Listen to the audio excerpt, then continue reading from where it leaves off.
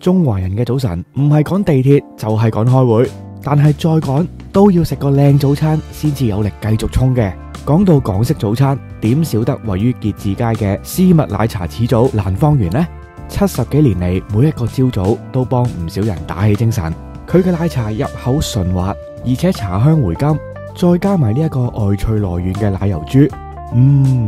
一啖就知點解咁多年嚟咧都排長龍啦。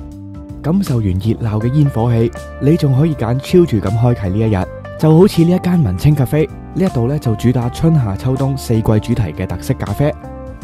同埋紅豆醬多士，唔使飛日本，喺中環呢都食到咁治癒嘅早餐啊！晨早人流就咁旺，由老字號去到新派小店，結志街嘅早餐唔止餵飽大家嘅胃口，仲有商機。結志街呢一帶正進行大變身，多座舊樓咧已經納入市建局嘅嘉咸街同埋卑利街嘅重建項目，將會發展成甲級寫字樓、酒店、住宅同埋零售店鋪，更加咧設有公共休憩空間同埋大型社區活動場地。預計喺2025至26年全面落成，到時咧將會有更加多嘅居住同埋就業人口進駐，喺呢一度做生意同埋投資，當然係潛力無限啦。想把握機遇，結志街嘅鋪位最平1萬0蚊就可以租到啦，即刻 click 入美聯工商鋪睇盤啦！